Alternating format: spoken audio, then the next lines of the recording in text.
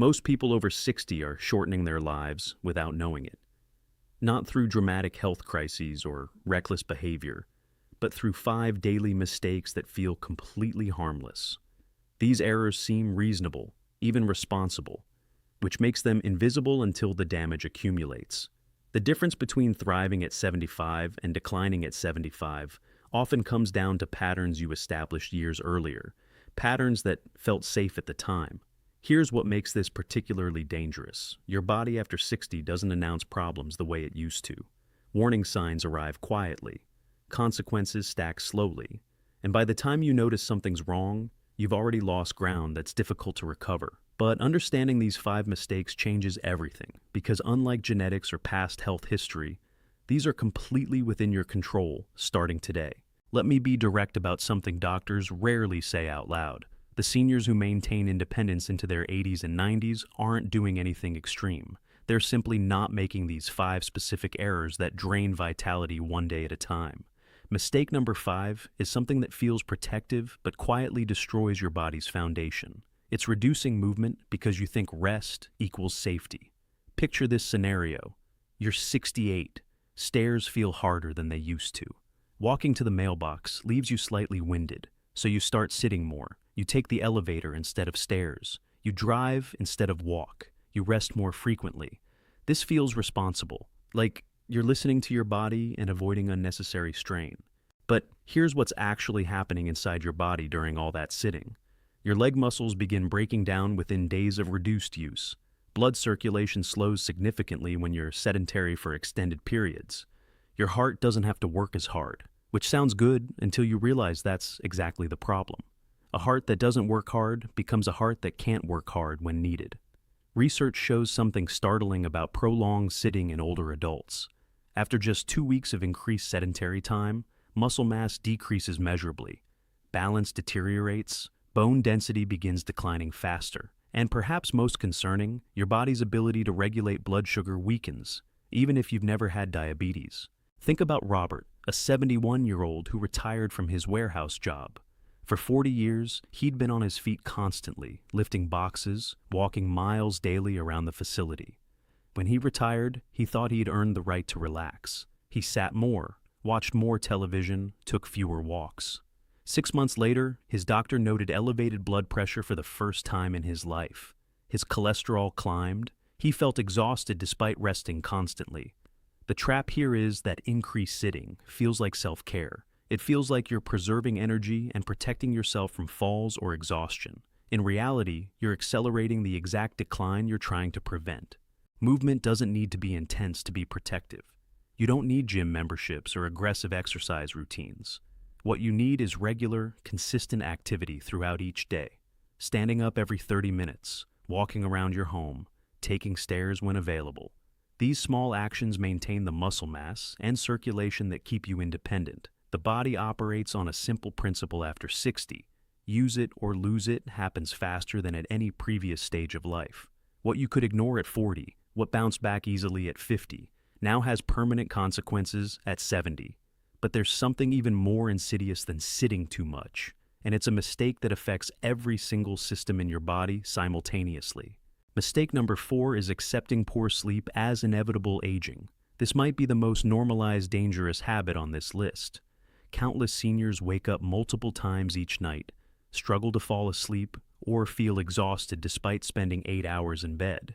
And they've convinced themselves this is just what happens when you get older. It's not.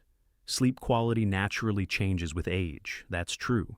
You spend less time in deep sleep stages. You wake more easily. But chronic poor sleep isn't a normal part of aging. It's a medical issue that's slowly destroying your health, and most people don't realize how serious the damage actually is. When you consistently sleep poorly, your body can't complete its nightly repair processes. Inflammation increases throughout your system. Your brain can't clear out the metabolic waste that accumulates during the day. Memory consolidation suffers. And perhaps most critically, your cardiovascular system never gets the recovery period it desperately needs. Studies tracking seniors over decades found something remarkable. Those who maintained good sleep quality had significantly lower rates of dementia, heart disease, and early mortality compared to those with chronic sleep problems, even when controlling for other health factors. The difference is stark. Poor sleepers face double the risk of heart attack compared to good sleepers in the same age group. They develop cognitive decline at accelerated rates. Their immune systems can't fight off infections effectively. And yet most seniors never mention sleep problems to their doctors because they assume nothing can be done. Consider Margaret, 68, who hadn't slept through the night in 3 years. She'd wake at 2 a.m., lie awake for 2 hours, finally drift off around dawn, then wake exhausted. Her doctor had prescribed sleeping pills, which helped initially, but stopped working after a few months. Margaret accepted this as her new reality. What she didn't know was that her fragmented sleep was driving the anxiety she felt during the day, which in turn made her sleep worse at night. A vicious cycle she assumed was just aging. The mistake isn't experiencing sleep changes. The mistake is accepting poor sleep without investigating why it's happening or what can improve it. Sleep apnea, for instance, affects nearly 40% of adults over 65, but often goes undiagnosed because people attribute the symptoms to normal aging. Medication side effects disrupt sleep architecture. Chronic pain keeps people in light sleep stages. Room temperature, light exposure, caffeine timing, all of these factors become more critical after 60, not less. Your body doesn't care that you're older when it comes to needing restorative sleep.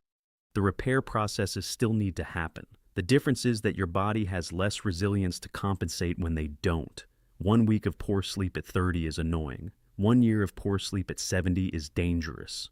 But sleep problems, as serious as they are, at least get some attention from the medical community. The next mistake is something doctors rarely ask about, even though it's slowly poisoning millions of seniors. Mistake number 3 involves living with constant low-level stress. Not dramatic stress, not crisis mode, just persistent grinding tension that becomes background noise in your daily life. You're worried about your health, about whether your savings will last, about your children's lives, about the state of everything around you. It feels normal because it's constant, but your body is registering it as a threat every single moment. Here's what most people don't understand about stress after 60. Your stress response system becomes less efficient at shutting itself off. When you were younger, cortisol would spike during stressful moments, then return to baseline relatively quickly. After 60, cortisol tends to remain elevated longer. Your body stays in a state of mild alarm, even when there's no immediate danger. This chronic elevation does tremendous damage over time. Blood pressure stays higher than it should. Inflammation markers increase throughout your system. Your immune response weakens, making you more susceptible to illness. Memory and cognitive function decline faster. Sleep becomes more disrupted, creating another vicious cycle. Psychologists who study aging have found something particularly troubling. Many seniors don't even recognize they're chronically stressed because the feeling has become their baseline. They describe themselves as fine while their bodies are running on high alert constantly. The stress isn't dramatic enough to feel like a crisis, so it goes unaddressed for years. Think about how this manifests practically. You watch the news and feel agitated. You think about your medical appointments and feel tension. You consider your financial situation and feel worried. Each trigger might seem small, but they're hitting you repeatedly throughout every single day. Your nervous system never gets a break. The research here is clear. Chronic stress accelerates aging at the cellular level. Telomeres, the protective caps on your chromosomes, shorten faster under sustained stress. This biological aging happens regardless of how stoic you appear on the outside, or how much you tell yourself you're handling things fine. David was 73, a retired accountant who prided himself on staying informed. He read news constantly, worried about his investments daily, checked his health metrics obsessively. He didn't feel stressed. He felt responsible and engaged, but his blood pressure climbed steadily. His doctor increased his medication twice in 1 year. His wife noticed he seemed irritable, though David insisted he felt fine. What finally changed things was a forced break from routine, a 2-week vacation where David had limited internet access, no news, no market checks, no health monitoring beyond taking his daily medications. By the end of the first week, his wife noticed he seemed different, calmer, more present. When they returned home and checked his blood pressure, it had dropped 15 points. The body doesn't distinguish between real threats and perceived threats. Constant worry about things you can't control creates the same physiological response as actual danger. And after 60, your body simply can't sustain that response without serious consequences. Reducing stress doesn't mean becoming irresponsible or uninformed. It means recognizing that constant low-level anxiety isn't protecting you from anything. It's just wearing you down, day after day, in ways that subtract years from your life. But even chronic stress, destructive as it is, isn't the mistake that catches most seniors off guard. The next error is even more subtle because it masquerades as being careful. Mistake number 2, ignoring small changes because you don't want to overreact. This pattern shows up constantly in medical offices. A patient comes in for a routine checkup, and during conversation, they mention something almost in passing.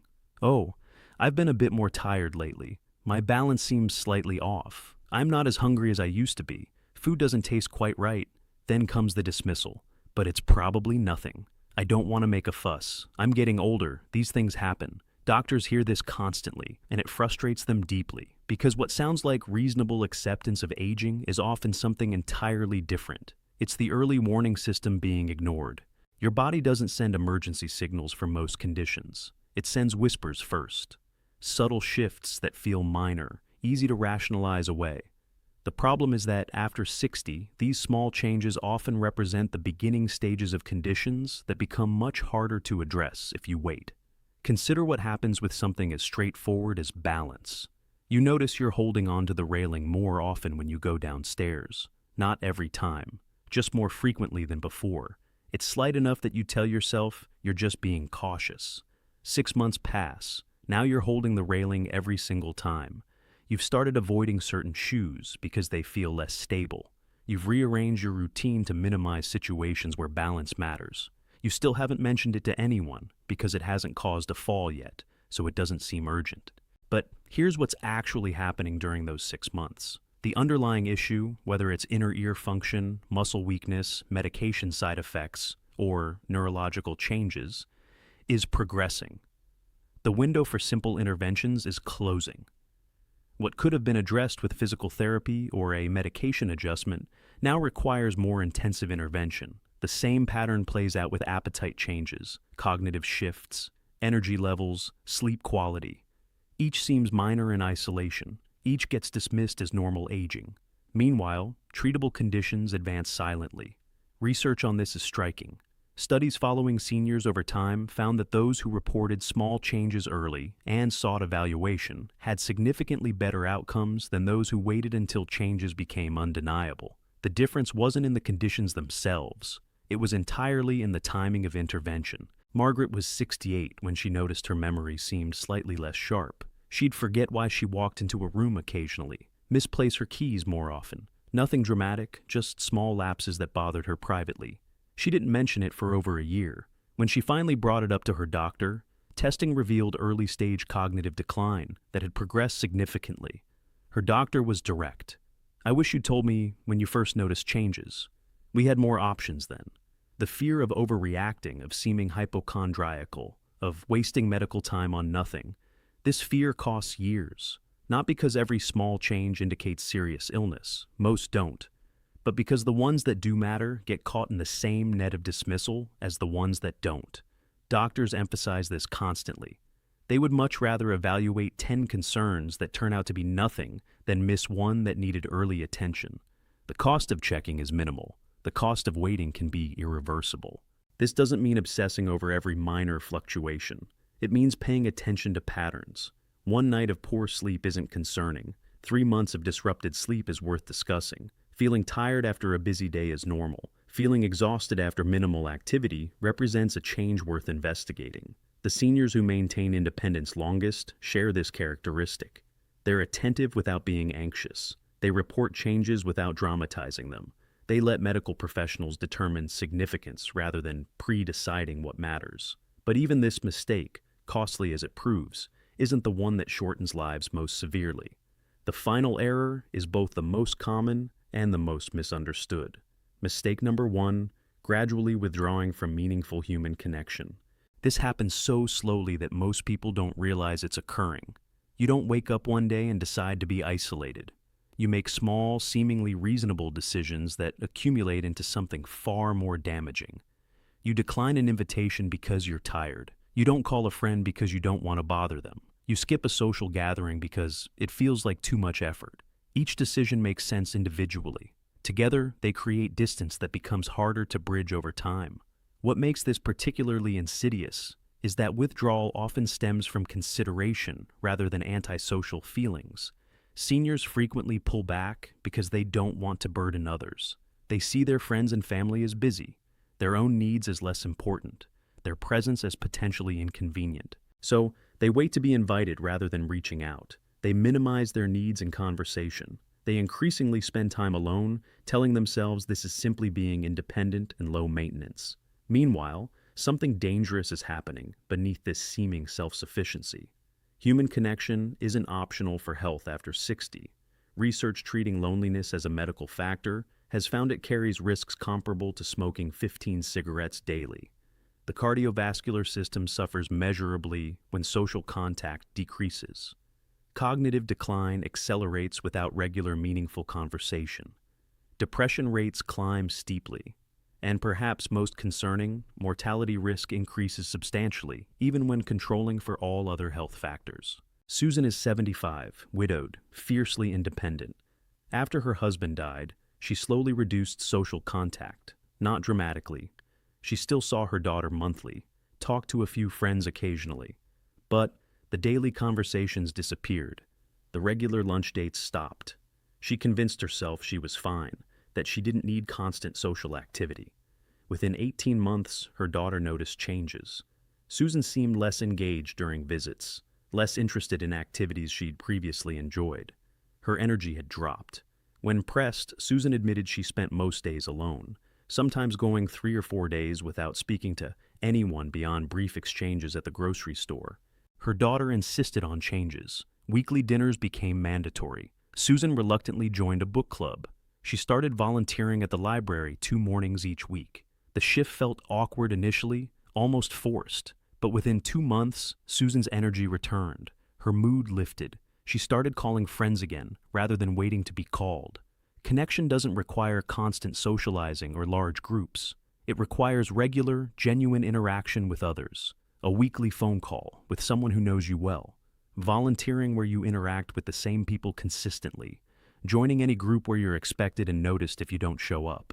The difference between these 5 mistakes and most health advice is that nothing here requires money, special access to healthcare, or perfect execution. Moving more throughout your day costs nothing. Addressing sleep problems starts with conversation. Managing stress involves choices about what you expose yourself to. Reporting changes early just requires attention and honesty. Maintaining connection demands only willingness to reach out. These aren't additions to your life. They're protections for what makes your life worth living: independence, clarity, energy, connection. The years after 60 aren't about decline management. They're about recognizing which daily patterns quietly steal time and which ones preserve it.